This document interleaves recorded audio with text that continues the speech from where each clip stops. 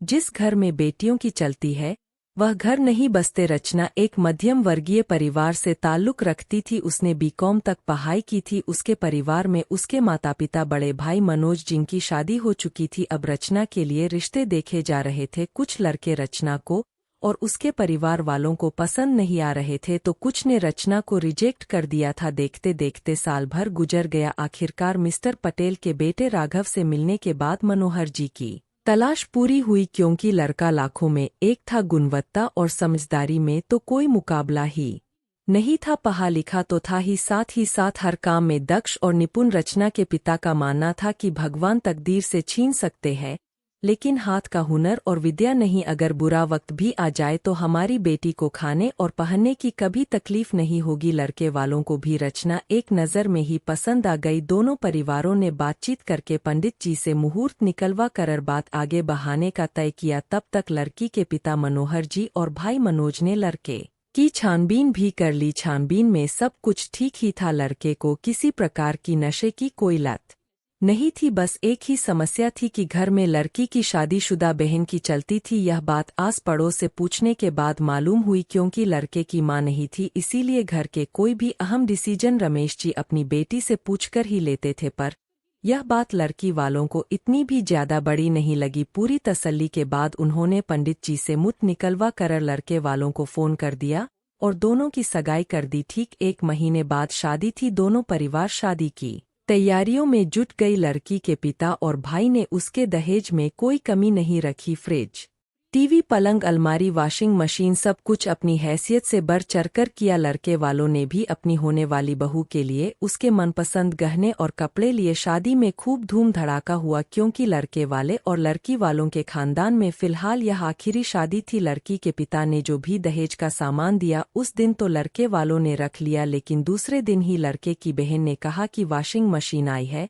वह ठीक है लेकिन कपड़े तुम्हें हाथ से ही धोने पड़ेंगे। अभी रश्मि के हाथों की मेहंदी भी नहीं छूटी थी कि उसकी ननद ने यह फरमान जारी कर दिया। ससुर जी ने भी अपनी बेटी की बात का समर्थन किया। कितने सपने कितने अरमान लेकर रचना अपने ससुराल आई थी पर पहले दिन ही उसके अरमान टूट गई। वह मन ही मन सोचने लगी कि अभी तो ससुराल में कदम रखा ही नहीं कि दीदी की दखल अंदाजी शुरू भी हो गई। इसी तरह चला तो कैसे अपना जीवन निर्वाह करूंगी। आज रचना की ससुराल में पहली रसोई की रस्म थी तो उसने अपने ससुर जी से पूछा, पापा जी मीठी में क्या बनाऊं, क्योंकि उसकी सास तो थी ही नहीं। तब भी ननद तपाक से बोली, तुम दाल का हलवा बना लो। रचना को गुस्सा तो इतनी जोर से आया लेकिन फिर भी वह खून का घूंट पीकर चुपचाप चली गई और दाल का हलवा बनाने लगी। सबने हलवा खाया और उसकी बहुत तारीफ की। ससुर जी ने नेग क्या दूं यह भी अपनी बेटी से पूछा तो बेटी ने कहा कि 2 सिक्के दे दीजिए, अब तो काटो तो खून नहीं। रश्मि को मन ही मन बहुत गुस्सा आ रहा था कि हर छोटी से छोटी चीज में ननद से क्यों पूछना, मालकिन है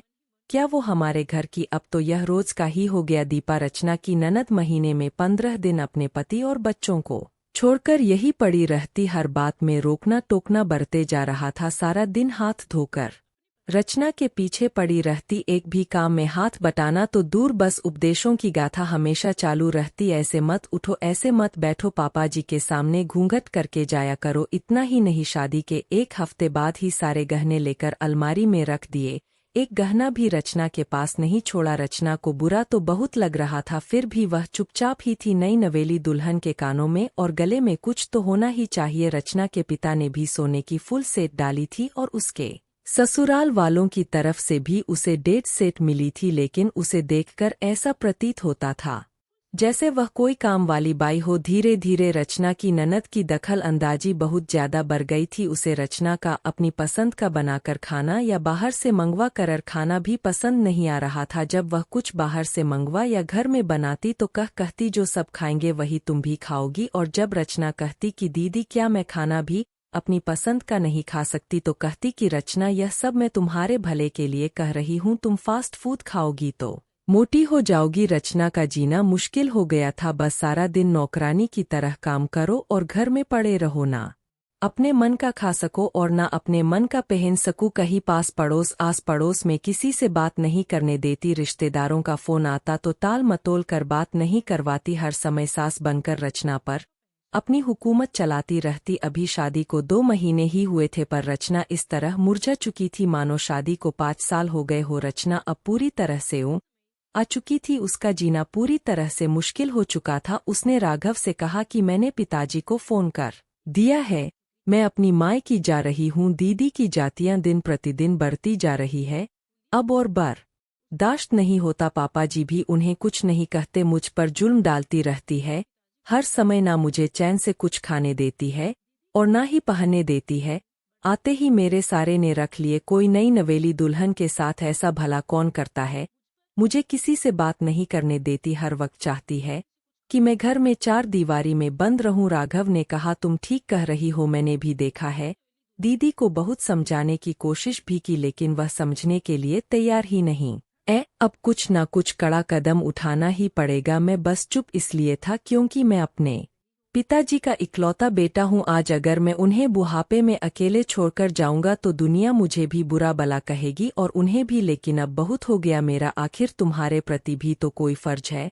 तुम अकेली इस घर में नहीं जाओगी, मैं भी तुम्हारे साथ चलूंगा। तुम चलो मेरे साथ, आज पापा से बात कर ही लेता हूँ। पापा अब बहुत हो गया, आप अपने आंखों पर कब तक पट्टियां चढ़ाकर रखेंगे। आपको सही या गलत कुछ समझ में नहीं आ रहा। इतने दिनों से क्या हो रहा है घर में, अब आप यह सोचकर बता दें कि आपको बुढ़ापे में अपने बेटे बहू के साथ रहना या बेटी की बात सुनकर बसे बसाए घर को उजाड़ना है। तो रमेश जी ने कहा, ऐसा क्या हो गया जो तुम इस तरह से बात कर रहे हो। मुझसे क्या हुआ क्या नहीं हुआ यह पूछिए। दीदी ने मेरी पत्नी की क्या हालत कर दी है। अरे इतना बुरा व्यवहार तो कोई जानवर के साथ भी नहीं करता है जो वह मेरी पत्नी के साथ कर रही है। आते ही इसके सारे गहने जब्त कर लिए। मेरी पत्नी को देखकर ऐसा लगता है कि कोई काम वाली नौकरानी हो, ना मन का खाने देती है और ना ही पहनने देती और ना ही किसी से बात करने देती है। अरे उनको तो यह सोचना चाहिए कि नई नवेली दुल्हन सजी सवरी अच्छी लगती है।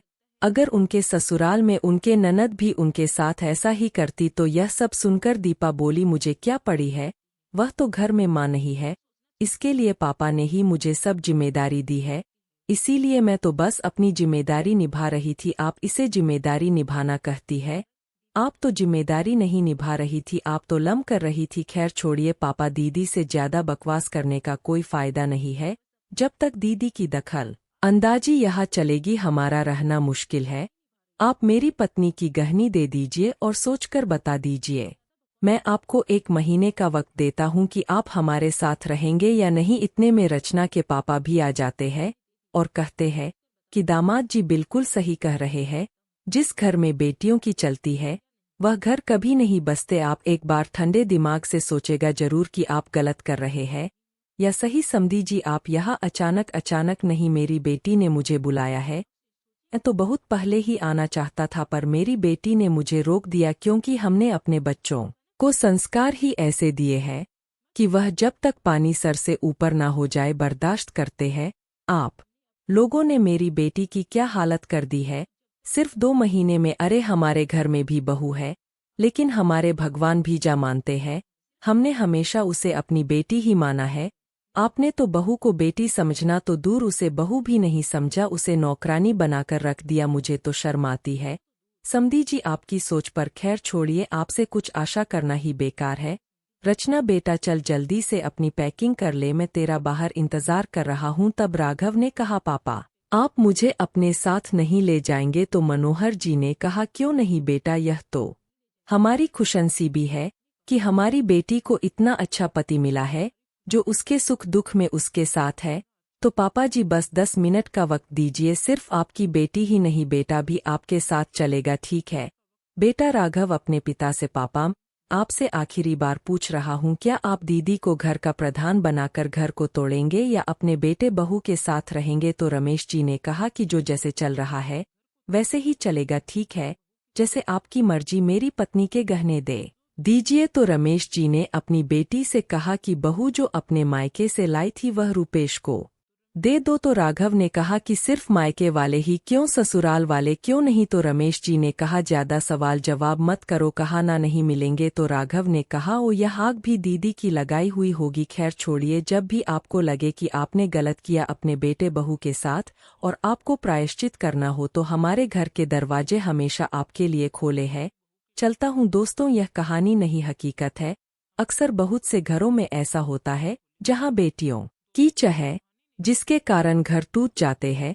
माता पिता को हमेशा यह सोचना चाहिए कि काम हमारे बेटे बहू ही आएंगे, इसीलिए उनके साथ संबंध प्रेम पूर्वक बनाए रखें, ना कि बेटी के बहकावे में आकर बिना किसी कारण बेटे बहू के साथ जल्दी करना चाहिए। अगर आपको वीडियो पसंद आए तो लाइक और सब्सक्राइब करना न भूलें। धन्यवाद।